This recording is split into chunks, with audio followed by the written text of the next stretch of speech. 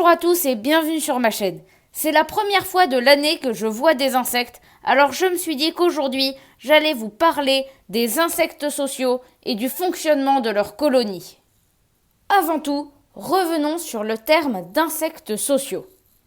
Les insectes sociaux sont des insectes qui vivent en groupe et qui forment ensemble une organisation intelligente. Intéressons-nous maintenant au cycle de vie d'une colonie. L'histoire commence tout d'abord par un vol nuptial. Des femelles vont s'envoler en même temps que des mâles d'autres colonies. Cela se passe généralement à la fin de l'été. Ensuite, en fonction des espèces, soit les femelles vont hiberner, laissant ainsi les mâles à leur sort, soit elles vont directement fonder une nouvelle colonie. Par exemple, les futures reines guêpes vont hiberner. Cela justifie d'ailleurs l'absence d'insectes l'hiver, tandis que les termites vont plutôt fonder une colonie le jour même. Ils ont accessoirement la particularité de faire partie de colonies dans lesquelles il y a un roi et une reine, le mâle et la femelle restant ensemble toute leur vie. Les reines ayant hiberné se réveillent au printemps et commencent alors à former une colonie. Elles vont devoir penser à leur propre santé et alimentation, en même temps qu'elles construisent un nid et qu'elles commencent à pondre. Une fois les œufs éclos, elles vont également devoir nourrir les larves. Quelques semaines plus tard, les larves vont devenir des ouvrières ou des soldats au service de la reine. À partir de ce moment, la colonie va commencer à prendre de l'ampleur. Chez certaines espèces, la colonie peut vivre comme ça durant des années, mais la plupart vont s'éteindre quasiment totalement à l'arrivée de l'hiver. En fait, une colonie prend fin lorsque la reine n'est plus capable de pondre des œufs. Avant sa mort, une reine prendra soin d'engendrer des princes et des princesses afin de permettre le développement de nouvelles colonies. Évidemment, il y a des espèces qui ne procèdent pas comme ça.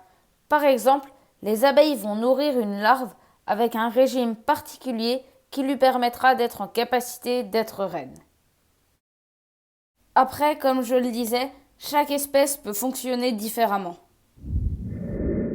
Maintenant que nous connaissons un peu mieux le cycle de vie des colonies d'insectes sociaux, intéressons-nous à la hiérarchie présente dans les colonies, ainsi qu'à leur notion d'individu. Vous vous en doutez, le fonctionnement d'une colonie d'insectes est très différent de celui des sociétés que l'on connaît en tant qu'humain. Dans la hiérarchie d'une colonie, la reine-mère est au sommet. Toutes les informations vont arriver jusqu'à elle et elle prendra toutes les décisions. D'ailleurs, ces informations vont être transmises par des individus via des pistes chimiques.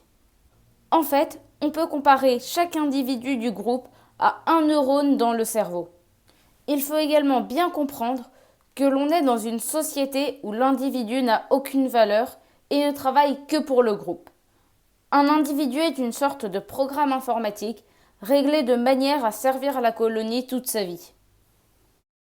Chacun a généralement un but propre. Les plus jeunes sont souvent au service de la reine et les plus vieux à la recherche de ressources. Accessoirement, les fourmis utilisent une technique de recherche semblable à l'algorithme utilisé par les moteurs de recherche. Il arrive parfois que des guerres aient lieu entre différentes colonies d'insectes. En analysant le conflit, on se rend rapidement compte que ce sont les reines qui s'opposent par l'intermédiaire des soldats et qu'elles se livrent une véritable guerre de cerveau. En gros, ce qu'il faut retenir, c'est qu'un insecte social est un pion éphémère destiné à servir toute sa vie une société éphémère. Et pour ma part, je trouve ça super passionnant.